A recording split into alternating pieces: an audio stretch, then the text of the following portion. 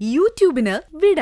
സൂര്യയിലെ എല്ലാ പരമ്പരകളും സംരക്ഷണത്തിന് ശേഷം തികച്ചും സൗജന്യമായി സൺ നെക്സ്റ്റ് ആപ്പ് ഡൗൺലോഡ് ചെയ്യൂ. കണ്ടാസ്വദിക്കാം നിങ്ങളുടെ പ്രിയ പരമ്പരകൾ.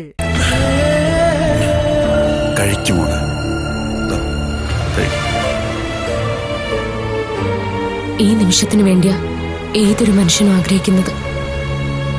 എല്ലാവർക്കും ഈ ഭാഗ്യം കിട്ടാറില്ല സേതുട്ടാ. ഭാനുവിനോട് ഏട്ടനെ കാണിക്കുന്ന സ്നേഹം മാത്രം മതി ഏട്ടാ. ഏട്ടന്റെ മനസ്സിൽ എത്രമാത്രം നന്മയുണ്ടെന്ന് തിരിച്ചറിയാൻ. ഇതുപോലൊരു ഏട്ടൻ ഞങ്ങൾക്കുള്ളപ്പോ പിന്നെ ഞങ്ങൾ എന്തിനെ പേടിക്കണ്ടേ? സ്നേഹവും കരുതലും ഉള്ള ഏട്ടന്മാരാ ഏതൊരു പെണ്ണിന്റെയും ഭാഗ്യം. ആരുടെ മുമ്പിലും നെഞ്ചുറപ്പോടെ നിവർന്നു നിൽക്കാൻ ഇതുപോലൊരു ഏട്ടനൊപ്പം ഉണ്ടായാൽ മാത്രം മതി. ആ ഒരു ഭാഗ്യം ഞങ്ങൾക്കുണ്ടല്ലോ ഏട്ടാ. എന്നും സേതുവേട്ടന്റെ ഈ സ്നേഹം മാത്രം മതി ഞങ്ങൾക്ക് സന്തോഷത്തോടെ കഴിയാൻ.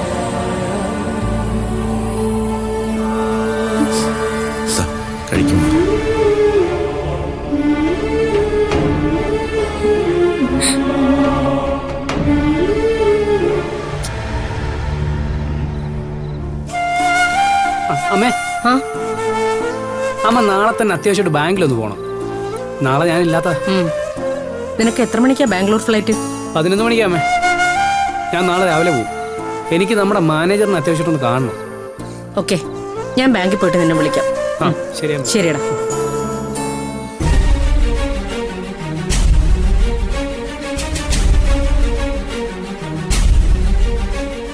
അത് അയച്ചിട്ടുണ്ടേ.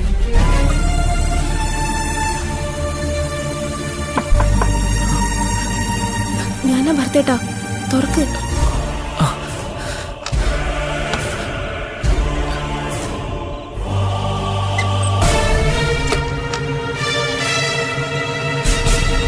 ഭർത്തേട്ടാ, ആ ഗ്യാങ്ങൊക്കെ അവിടെ തന്നെ നിൽപ്പുണ്ട്. അതിലൊരുത്തം പറയാ ഇനി എത്ര നേരമായാലും ഭർത്തേട്ടനെ കൊണ്ടേ പോവുള്ളൂ. ഭർത്തേട്ടാ, ഇവിടെ സേഫ് അല്ല. അമ്മ എപ്പോഴും വരാറുള്ള മുറിയാ. എന്നോടൊപ്പം വാ, എന്റെ മുറിയിലേക്ക് പോവാം.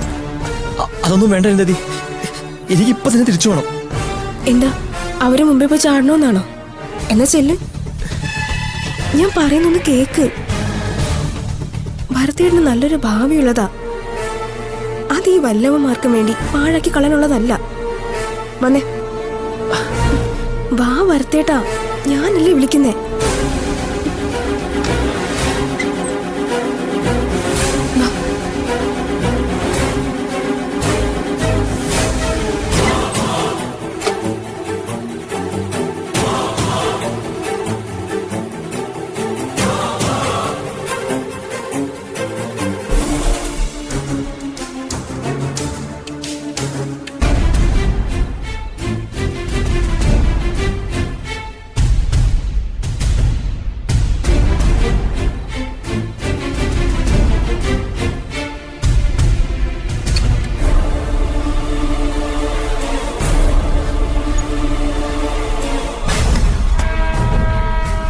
എന്താ എന്റെ മുറിയിൽ വന്നപ്പോ ഉള്ള പേടി കൂടിയോ? പിന്നെ കൂടാണ്ടിരിക്കുക എന്തതി, ആന്റി ഞാൻ കണ്ടാ പിന്നെ തീർന്നു. കണ്ടാലല്ലേ, ആരും കാണില്ല. എനിക്ക് പോണായിരുന്നതി. ആ ഗ്യാങ് അവിടെ നിൽക്കുന്നിടത്തോളം ഞാൻ ഭരതേട്ടന് വിടില്ല. അപ്പൊ ഇന്ന് അവര് പോയില്ലെങ്കിൽ ഞാൻ എന്ത് ചെയ്യും? പോയില്ലെങ്കിൽ ഭരതേട്ടൻ എന്റെ മുറി കിടക്കും. അതൊന്നും പറ്റില്ല. എന്തുകൊണ്ട് പറ്റില്ല? പേടിയുണ്ടല്ലേ? അതൊന്നും ശരിയാവില്ല എന്തതി, ഞാൻ പോവാ. ആ എന്നാ ചെല്ല്, എന്നെ കൊലയ്ക്ക് എടുക്കാണെങ്കിൽ ചെല്ല്. അപ്പോ എന്നോട് സ്നേഹമുണ്ടല്ലേ? എന്നെ കാണാമെന്നതാണെന്നല്ലേ പറഞ്ഞു. അതുകൊണ്ട് തൽക്കാലം ഞാൻ പറഞ്ഞത് കേട്ടേ പറ്റൂ. ഞാൻ പോയി കഴിക്കാൻ എന്തെങ്കിലും എടുത്തിട്ട് വരാം. അതുവരെ ഇവിടെ ഇരിക്കേ. പോയിട്ട് വരാവേ.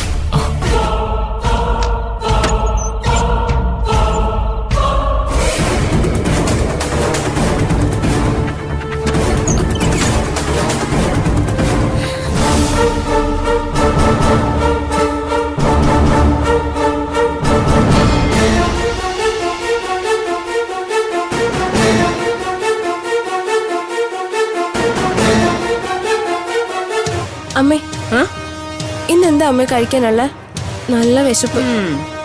നിനക്ക് വിശക്കോ? ഇത് ഭയങ്കര അതിശയമായിരിക്കുന്നല്ലോ. അതെന്താ അമ്മ, ഞാൻ ഒന്നും കഴിക്കാറില്ലേ? എടി അമ്മ ചോദിച്ചാൽ ശരിയാ. അമ്മ നിർബന്ധിച്ചാലും നീ ഒന്നും കഴിക്കാറില്ലല്ലോ, അതുകൊണ്ട് അമ്മ അങ്ങ് ചോദിച്ചു എന്നേ ഉള്ളൂ. ഇവൾക്കല്ലെങ്കിലും ഇപ്പൊ ഇത്തിരി പുതുമകളൊക്കെ ഉണ്ട് മോനെ. അല്ലേലും അമ്മയോട് ചോദിച്ചാൽ എന്നെ പറഞ്ഞാൽ മതിയല്ലോ. ഞാൻ കിച്ചണിൽ പോയി ഭാമിയേച്ചിയോട് ചോദിച്ചോളാം. ഇവക്കിപ്പൊ അല്പം വാല് കൂടുതലടാ. നോക്കിക്കോ, ഞാൻ ശരിയാക്കുന്നുണ്ട്.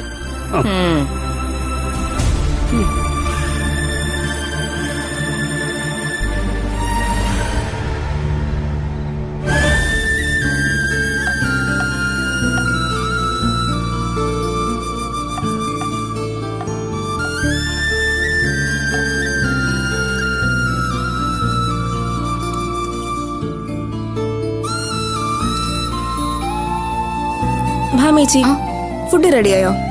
നല്ല വിശപ്പ്. വിശപ്പോ? അത് നിനക്കോ? അതിശയായിരിക്കുന്നല്ലോ. നല്ല വിശപ്പുണ്ട് ഭാമിയേച്ചി, അതാ ഞാൻ വന്നേ. സാധാരണ ആന്റി നിന്റെ പിന്നാലെ കൊണ്ടു നടന്നാലും നീ വേണ്ടെന്നാണല്ലോ പറയാറ്. എന്നോ ഒരുപോലെയൊക്കെ ഇരിക്കോ? ഇന്ന് നല്ല വിശപ്പുണ്ട്. നീ ചെല്ല, ഞാനിപ്പൊ കൊണ്ടുവരാം. ഞാൻ സഹായിക്കാം, അപ്പൊ പെട്ടെന്ന് ആവുമല്ലോ.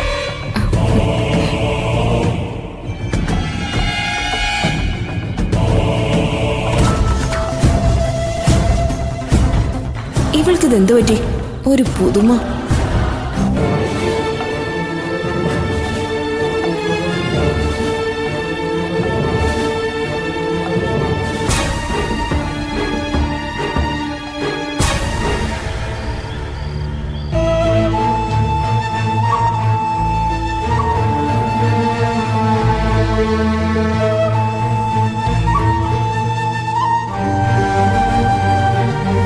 ധ്രുവന്റെ ഈ സംഭവത്തിന് പിന്നിൽ ഞാൻ എന്തൊക്കെ കള്ളങ്ങളാ പറഞ്ഞിട്ടുള്ളതെന്ന് നീ ഒന്ന് ആലോചിച്ച് നോക്കി. ഇപ്പൊ തന്നെ സേതുവിനോട് പരീക്ഷയുടെ പേര് പറഞ്ഞല്ലേ രക്ഷപ്പെട്ടത്.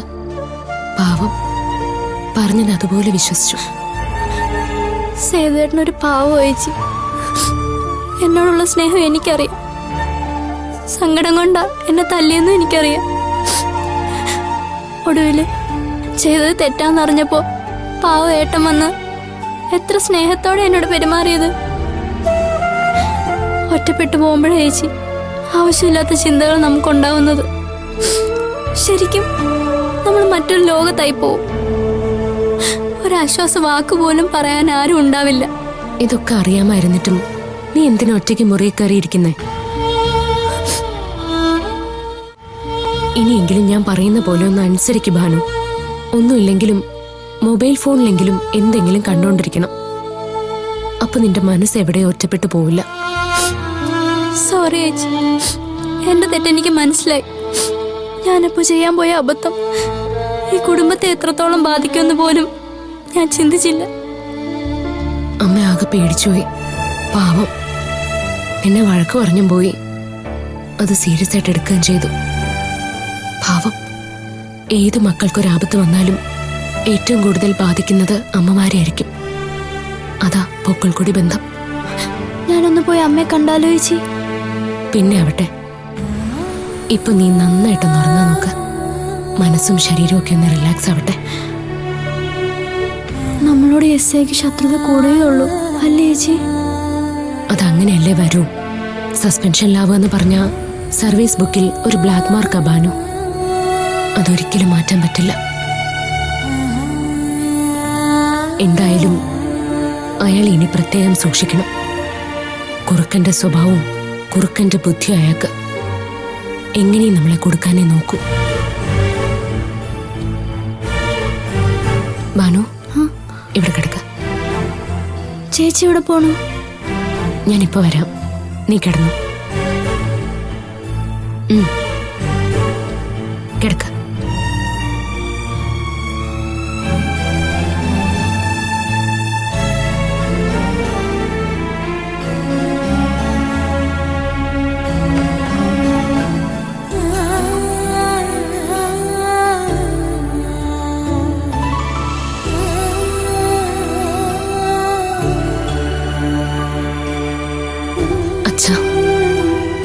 ഭാനു ഒരു പാവം അച്ഛ. അവൾ അവൾ ഇന്ന് ചെയ്യാൻ പോയ അബദ്ധത്തിന് അവളോട് ക്ഷമിക്കണേ അച്ഛാ. ധ്രുവന്റെ മരണത്തിന് പിന്നിൽ ഭാനു ആണെന്നുള്ള ചിന്ത അവളുടെ മനസ്സിൽ ആഴത്തിൽ പതിഞ്ഞു പോയി അച്ഛാ. അതിൽ നിന്നും അവൾക്ക് മോചനം കൊടുക്കണേ. സേതുവേട്ടന്റെ ഈ സ്നേഹവും കരുതലും എന്നും ഞങ്ങൾക്കുണ്ടാവണേ അച്ഛാ. ഞങ്ങൾക്കിപ്പോ ശരിക്കും അച്ഛന്റെ സ്ഥാനത്താ സേതുവേട്ടൻ.